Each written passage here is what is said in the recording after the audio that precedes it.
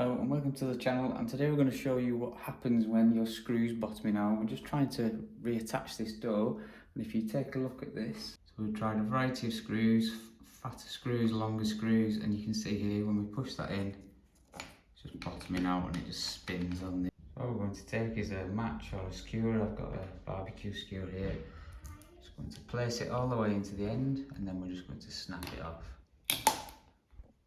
There it is. All I'm going to do is take the screw, place that in, give it a few turns just so it sticks in initially, and then all I'm going to do is screw that in. Screw that in with the screwdriver.